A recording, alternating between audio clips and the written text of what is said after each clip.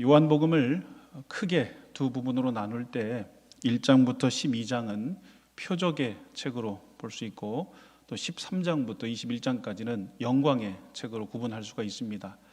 표적의 책 중에서 5장부터 7장, 오늘 본문이 포함되어 있는 5장부터 7장까지는 유대인들의 종교적인 관습과 절기를 배경으로 해서 예수님의 정체성을 드러내주고 있습니다. 5장에서는 안식일에 38년 된 병자를 고치시죠. 그래서 안식일의 참된 주인이 예수님이심을 가르쳐 주시고, 또 6장에서는 유월절을 배경으로 해서 오병이어의 표적을 보여주십니다. 그래서 하늘에서 내려온 참된 양식, 생명의 떡이 예수님임을 가르쳐 주시고, 이 예수님의 살과 피를 먹고 마실 때 우리가 영원한 생명을 얻는다라고 가르쳐 주고 있습니다. 또 7장에서는 초막절을 배경으로 물과 빛의 이미지를 사용해서 예수님의 현재와 또 장래의 사역의 초점이 죽어가는 영혼들을 살리는 데 있다라는 것을 보여주고 있습니다. 이 유대인들의 종교와 관습과 절기와 관련해서 예수님의 정체성이 드러나다 보니까 그 유대 지도자들과 예수님과는 갈등이 깊어질 수밖에 없었습니다. 그 모습을 오늘 사도 요한은 두 가지의 질문을 통해서 묘사하고 있는데요. 첫 번째 질문은 25절에 나오는데요. 예루살렘 사람이 25절 하반절에서 이렇게 얘기하죠. 이는 그들이 죽이고자 하는 그 사람이 아니냐, 이러한 질문을 하죠. 이에 대한 대답을 요한은 26절에서 이렇게 얘기합니다. 보라, 드러나게 말하되 그들이 아무 말도 아니하는도다. 죽이고 싶어 한다는 거죠. 예수님을. 암묵적인 표현입니다. 아무도 그것에 대해서 말하고 있지 않지요. 예수님을 죽이고 싶어 하는 유대 종교 지도자들의 모습이고, 또 요한이 말하는 두 번째 질문은 26절에 나옵니다. 당국자들은 이 사람을 참으로 그리스도인 줄 알고 있느냐라는 질문을 할 때 27절에서 이렇게 대답하죠. 그리스도께서 오실 때에는 어디서 오시는지 아는 자가 없다고 했는데 우리는 이 사람이 어디서 오는지를 알고 있다라는 것이죠. 예수님의 아버지와 어머니, 또 예수님의 출생 배경, 그 다음에 어디서 자라셨는지에 대해서 잘 알고 있기 때문에 이 말은 우리는 어디서 왔는지 잘 알기 때문에 메시아로 인정할 수 없다라는 거죠. 그래서 유대 종교 지도자들은 예수님을 메시아로 인정하지도 않았고 또 예수님을 죽이고자 했습니다.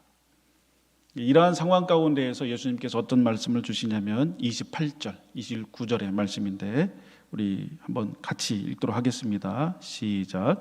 너희가 나를 알고 내가 어디서 온 것도 알거니와 내가 스스로 온 것이 아니니라. 나를 보내신 이는 참되시니 너희는 그를 알지 못하나 나는 아노니 이는 내가 그에게서 났고 그가 나를 보내셨음이라 하시니. 예수님이 진정한 구원자이느냐 아니냐 가지고 논쟁을 할 때 예수님은 이런 말씀을 하시죠. 너희들이 나의 출생에 대해서 아는 것은 맞는 말이지만 나는 스스로 온 것이 아니라는 것이죠. 보냄을 받았다라고 말씀하시는데, 보냄을 받았다라는 것은 보내신 이가 있다라는 것이죠. 근데 그 보내신 이를 사람들은 알 수 없었어요. 오직 예수님만 알 수 있었는데 예수님께서 그 이유를 나는 그에게서 났다라고 얘기하죠. 그리고 나를 보내신 이는 참되시다라고 말씀을 합니다. 이 말씀을 하시자마자 두 가지의 반응이 나타나는데 30절을 보시면 그들이 예수를 잡고자 하나. 아까 첫 번째 질문과 연결이 되죠. 그들이 예수님을 잡고자 하지만 아직 때가 이르지 못해서 예수님께 손을 대지 못합니다. 또 다른 반응은 31절에 나오는데요. 거기 보면 무리 중에 많은 사람이 예수를 믿고 말하되 그리스도께서 오실지라도 그 행하실 표적이 이 사람이 행한 것보다 더 많으랴 라고 얘기를 하죠. 이 부분만 보면은 예수님을 잘 믿는 것 같이 보이지만 전체적으로 볼 때는 아쉬움이 있습니다. 이 사람들은 예수님을 표적을 통해서 믿은 사람들이에요. 근데 이 사람들의 말을 보면 그리스도께서 오실지라도 그 행하실 표적이 이 사람이 행한 것보다 더 많으랴, 이 말은 지금까지 행한 표적으로 충분하다는 거죠. 이 정도 표적이면 우리가 메시아로 인정할 수 있다는 것이죠. 근데 여러분, 우리는 알고 있죠? 아직 예수님께서 가장 중요한 표적을 보여주시지 않았습니다. 이들이 이렇게 얘기하는 이유는 예수님을 정치적, 군사적, 경제적 메시아로 바라봤기 때문에 이 정도 표적이면 우리의 메시아가 될 수 있다라고 인정을 한 것이죠. 그러나 예수님은 아직 가장 중요한 표적, 십자가의 죽음, 부활을 아직 드러내지 않으셨습니다. 예수님을 놓고 이런저런 이야기가 난무하는 가운데에 이 소식이 바리새인들에게 들리고 대제사장들과 바리새인들은 이제 예수님을 잡기 위해서 아랫사람들을 보냅니다.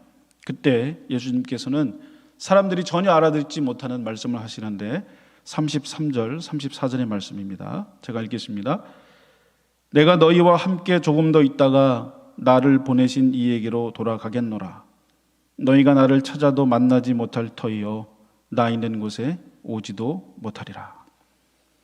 이 말을 들은 사람들은 모두 이해하지 못했습니다. 예수님께서 헬라인에게 찾아가서 가르치신다는 말인가? 어디로 가신다는 말인가? 이게 무슨 말인가? 전혀 이해를 하지 못했습니다. 예수님께서 나는 보내심을 받았다. 이제 나는 보내신 이에게로 돌아가겠다라고 말씀하셨는데 이 말씀을 이해하지 못한 사람들은 예수님을 적대시하는 사람뿐만 아니라 예수님의 제자들 그리고 표적을 통해서 믿었던 모든 사람, 그 당시에 살았던 모든 사람들은 이 예수님의 말씀을 전혀 이해하지 못했습니다. 그 이유를 오늘 본문에서 조금 벗어나 보면 39절에서 찾아볼 수 있는데 39절을 한번 보시면 이는 그를 믿는 자들이 받을 성령을 가리켜 말씀하신 것이라. 예수께서 아직 영광을 받지 않으셨으므로 성령이 아직 그들에게 계시지 아니하시더라. 그를 믿는 자들이 받을 성령. 성령론에서 여러 가지가 있는데 예수님을 구주로 고백하자마자 내주하시는 성령도 있지만 여기에서 말하는 것은 믿는 자들이 받을 성령이라고 그러죠. 아직 받지 못했습니다. 예수님께서 영광을 받지 않으셨기 때문에 성령이 아직 그들 가운데 계시지 아니하시더라. 성령이라는 것은 거룩한 영으로 하나님의 깊은 곳까지 통달하기 때문에 성령의 감동으로 기록된 성경인데 그 성령이 우리 안에 계시지 않으면 우리가 그 말씀을 전혀 이해할 수 없는 것이죠. 이들도 아직 성령이 그들 가운데 계시지 않았기 때문에 이 예수님의 말씀을 도무지 이해할 수가 없었습니다.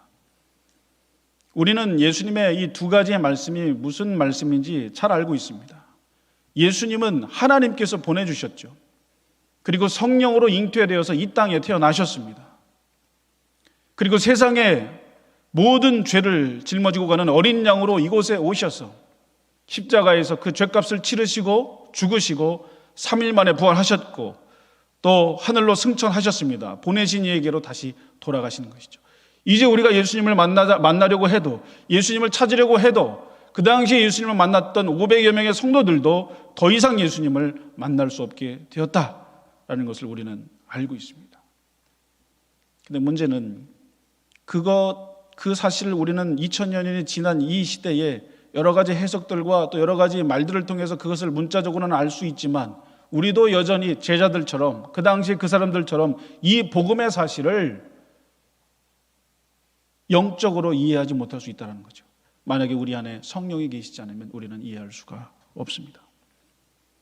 예수님께서 엠마오로 가는 길에서 두 제자를 만나죠. 그때 제자들에게 부활을 알지 못하는 제자들에게 너희가 예수에 대해서 잘 설명은 하지만 이것을 이해하지 못한다라고 말씀하시는데 그게 뭐냐면 그리스도가 이런 고난을 받고 자기의 영광에 들어가야 할 것이 아니냐라고 하시면서 구약 성경을 풀어주실 때 그들의 마음이 뜨거워졌다라고 기록하고 있습니다. 예수님께서 그 성경을 풀어주실 때 마음이 뜨거워지는 거죠. 또 부활하신 후에 11 제자에게 나타나셔서 누가복음 24장을 보면 이렇게 얘기합니다. 내가 너희와 함께 있을 때에 너희에게 말한 바 곧 모세의 율법과 선지자의 글과 시편의 나를 가리켜 기록된 모든 것이 이루어져야 하리라 한 말이 이것이라. 이제야 조금 이게 이해하겠느냐라는 것이죠. 그동안 너희에게 있을 때 계속 내가 얘기했는데 그때는 이해를 못했지만 지금은 이해하겠느냐, 이런 일이 있다라는 것을 이해하겠느냐라는 것이죠. 그리고 그 뒤에 이어서 24장, 44절, 45절, 46절, 47절 누가복음 24장입니다. 거기를 보면 예수님께서 그들의 마음을 열어라는 얘기가 있어요. 그들의 마음을 열어 성경을 깨닫게 하시고 라고 기록이 되어 있습니다. 그리고 그 성경에 대해서 이렇게 얘기합니다. 예수님에 대해서 가르친 이 모든 것 플러스 또 뭐가 있냐면 그리스도가 고난을 받고 제3일에 죽은 가운데서 살아날 것과, 자, 여기까지는 이제 제자들이 다 경험을 했습니다. 그 다음에 또 말씀을 하시는데 또 그의 이름으로 죄사함을 받게 하는 회개가, 이것은 아직 제자들이 경험하지 못했어요. 그 당시 제자들이. 또 그의 이름으로 죄사함을 받게 하는 회개가 예루살렘에서 시작하여 모든 족속에게 전파될 것이라 기록되었으니, 그 말이 다 기록되어 있다는 거예요. 성경에, 구약 성경에 다 기록되어 있는데 너희들은 아직 이해하지 못한다는 거죠. 그리고 이 모든 일에 너희가 증인이다 라고 말씀을 하신 후에, 이 증인이니까 가서 이제 전해라, 이제 깨달았으니까 전해라 라고 얘기하시지 않죠. 지금 당장 나가라 하시지 않고 또 이런 말씀을 하세요. 내 아버지께서 약속하신 것을 너희에게 보내리니 너희는 위로부터 능력으로 입혀질 때까지 이 성에 머물라 라고 말씀하죠. 위로부터 능력으로 입혀질 때까지, 사도행전에서 우리가 그것을 잘 알죠. 위로부터 능력이 입혀질 때까지, 이것은 성령입니다. 성령 세례, 성령 충만, 이것을 얘기하는 것입니다. 신약의 시대에도 얼마든지 그 당시에 제자들과 표적을 통해서 믿는 사람들처럼 아무리 말씀을 들어도 그 말씀이 문자적으로는 이해가 되죠. 또 감정적으로 순간순간 이해가 되지만 진실로 그 말씀을 깨닫기 위해서는 우리는 성령을 받아야 합니다. 성령의 세례를 받아야 하며 또 성령의 충만함을 받아야 합니다. 왜냐하면 능력으로 입혀져야 되기 때문에 그렇습니다. 우리가 말씀을 들을 때에 수없이 말씀을 듣지만 그 말씀이 우리 가운데 능력으로 나타나지 않는 이유는 우리가 성령으로 입혀지지 않았기 때문에 그래요. 위에서부터 임하는, 위로부터 능력으로 입혀지는 그러한 성령의 능력을 우리가 받지 못했기 때문에 그렇습니다. 벌벌 떨던 베드로가 성령 세례와 성령의 충만을 받고 자신의 목을 노리는 그 사람들 앞에서 회개하라, 너희 집과 너희 집이 구원을 받을 것이다 그렇게 외치면서 3천여 명이 회개하는 그런 놀라운 능력이 있었던 것은 바로 위로부터 능력이 입혀졌기 때문에 그런 역사가 있게 된 것입니다. 사랑하는 성도 여러분, 성경을 읽는 것이 너무나 중요하죠. 중요합니다. 또 요즘에는 너무나 좋은 자료들이 많아서 성경에 대한 배경, 성경에 대한 어떤 기본적인 것들, 이런 것들은 너무나 많은 자료들이 있습니다. 그래서 얼마든지 그거에 대한 지식은 습득할 수가 있어요. 자, 그런데 지극히 작은 말씀 하나 우리가 순종하지 못하고 계속해서 넘어지는 이유가 무엇일까요? 하나님의 말씀을 온전히 이해하지 못하기 때문에 그런 거 아니겠습니까? 우리가 하나님의 말씀을 정말로 온전히 이해한다면 어떻게 하나님의 말씀에 순종하지 않을 수가 있겠습니까? 하나님의 말씀의 능력이 얼마나 대단한데 우리가 말씀대로 순종하지 않겠습니까? 말씀을 읽으십시오. 그리고 이 말씀의 주인 되시고 이 말씀의 이 저자 되시는 성령의 조명을 날마다 구하십시오. 그리고 성령의 충만을 날마다 구하십시오. 하나님, 능력을 주옵소서. 능력을 주옵소서.